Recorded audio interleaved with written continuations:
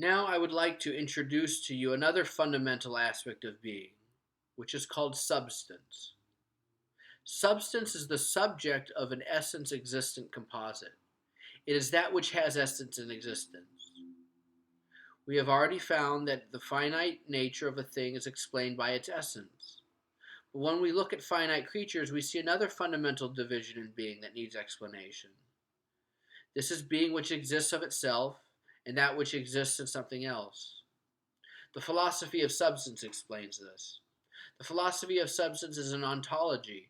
It is a way of understanding being. In fact, according to Aristotle, it is the primary way of understanding being. It is a powerful and common sense idea. In this modern world, we have another ontology that defines reality for us, and that is materialism and reductionism.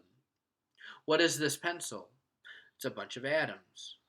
Aristotle's ontology is opposed to our modern ontology.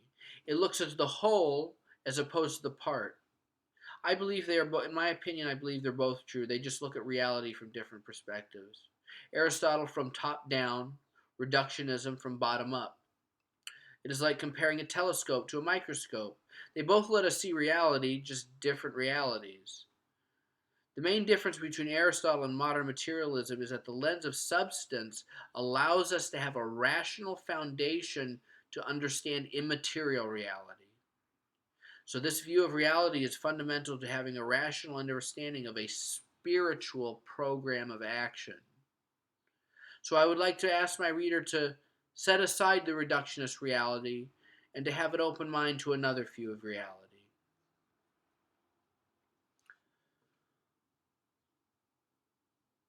When I say that something is, I am referring to its being. When I say this is white, this is 6 foot tall, this is Socrates, all refer to the things that exist, but not in the same way. There is a hierarchy of being. For white and good are all predicated of Socrates, but Socrates is predicated of nothing else.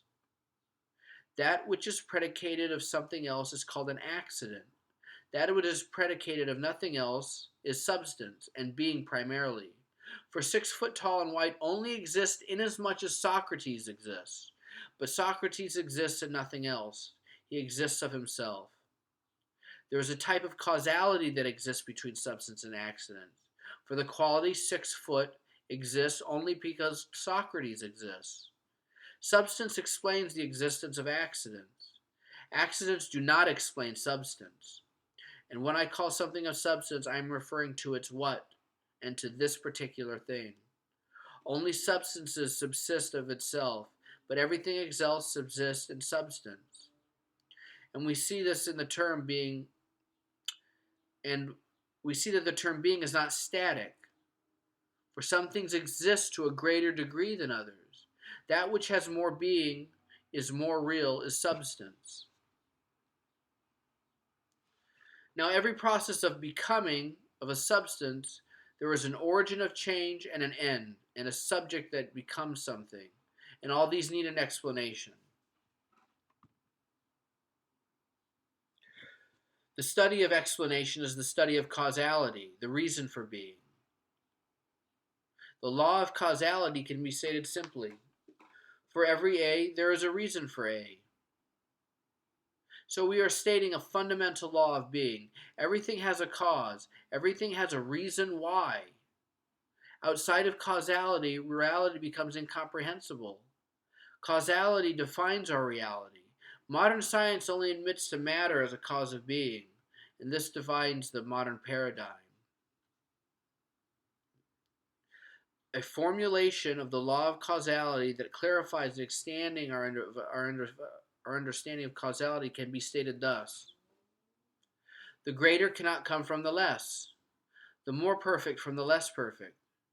If the more perfect came from the less perfect, then we would have a quality that would have no explanation, that wasn't preceded by some being. In other words, it would exist, yet not exist. That is to say, something would come from nothing, a violation of the primary law of being. Being is, nothing is not. Now we see how interrelated the principles of causality with our fundamental understanding of being. That violations of the laws of causality is offense against our very fundamental understanding of being. The causes of a thing can be divided into intrinsic and external causes. I will first treat the external causes.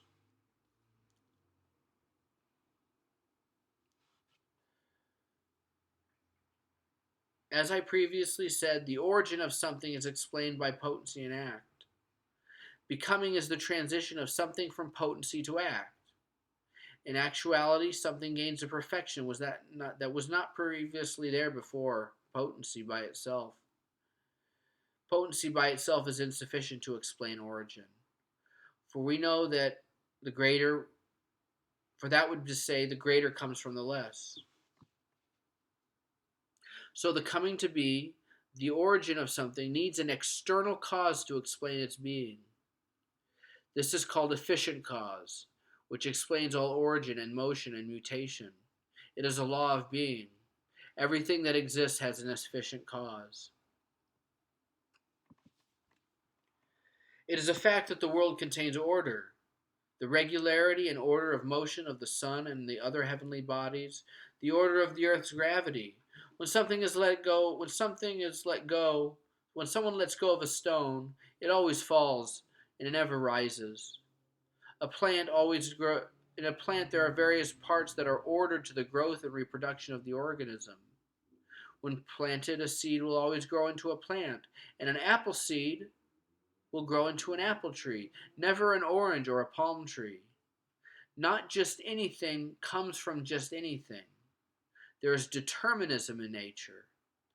This order and regularity needs an explanation, a cause. This is the principle of finality, and it is stated thus: every agent acts for an end. What is an agent? Everything. The universe is made up of means and ends. The genetic expression of the various organisms in the plant are means to the end of the plant and for the sake of its growth and development. The seed is the means to the end of the tree. The seed exists for the sake of the tree. Our universe is a universe of purpose. Everything tends towards its end, which is its good. It is not by chance that pear seed always grows into a pear tree, not an apple tree.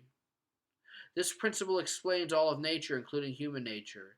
This is probably the most important principle that governs the human person and explains human morality. The end to which the human person is ordered is the good. I would also like to take note that the principle of efficient causality and the principle of finality go hand in hand. They are reciprocal. They are both needed to explain change. As Aristotle noted, if one walks about to get healthy, walking about is the cause of health. But health is also the cause of walking about, though not in the same way.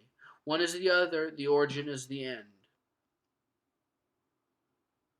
One is the other, excuse me, one is the origin and the other is the end.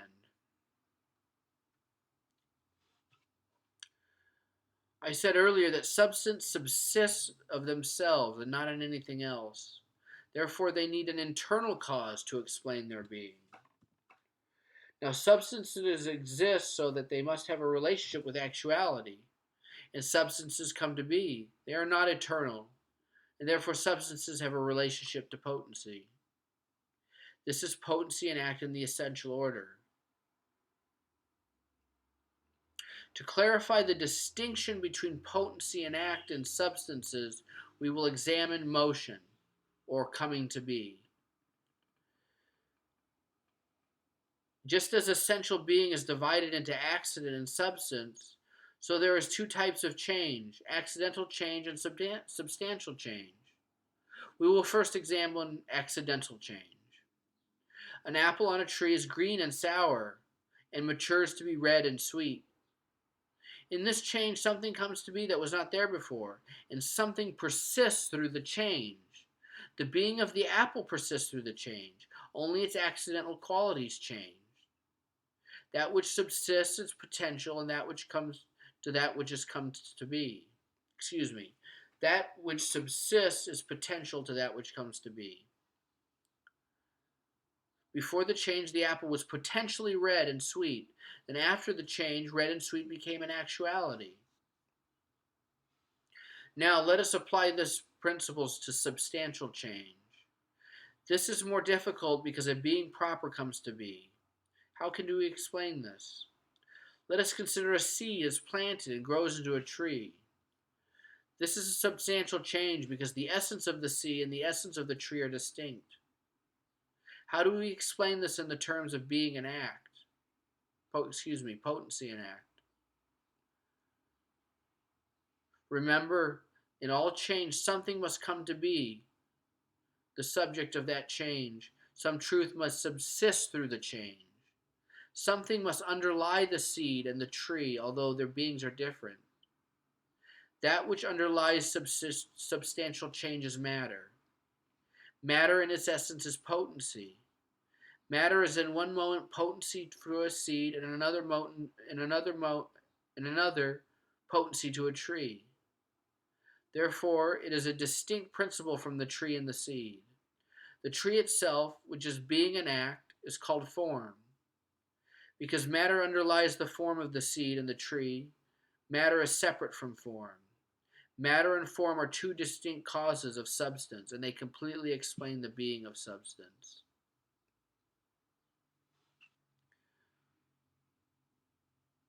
Now, what is the relationship between matter and form and substance? As I said earlier, substance is that which everything is predicated. From this view, it would seem that matter is substance, for quality and quantity are predicated, 6 feet, white or black, of matter. Matter is the subject of these properties.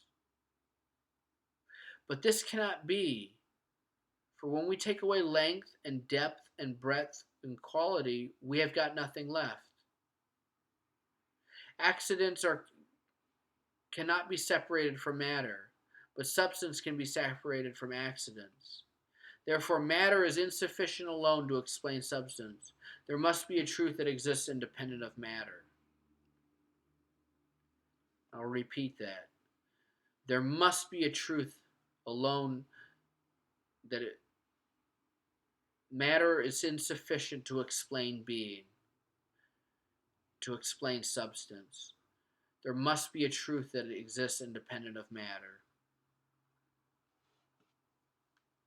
Let us consider a bronze sphere. The sphere is the formal cause, what actually is. The bronze is the material cause, the being and potency. Earlier, I mentioned the importance of potency and act in the relationship of participation. This relationship applies to matter and form. Matter participates in form. Matter receives form. Matter is actualized by form. For form is the principle by which anything is said to be. Matter cannot do this because it is only being and potency. And the distinction of matter and form rests on the primordial distinction of potency and act. Matter becomes comprehensible through form, for potency is only understandable in relationship to form, because potency is not actually anything. If we extract form from the sphere from the bronze, we find it is one, and that it has no limits, and that it is not multiplicatable or limited of itself. When matter receives form, it limits it, gives it dimension, and it is because of the material principle that we can make multiple spheres in different pieces of bronze. Matter exists for the sake of form, that actualizes the form, and exists to be determined, to be made concrete by matter. Each is incomplete without the other. Neither can exist without the other. It is the substance that is the composite of these two causes that come to be.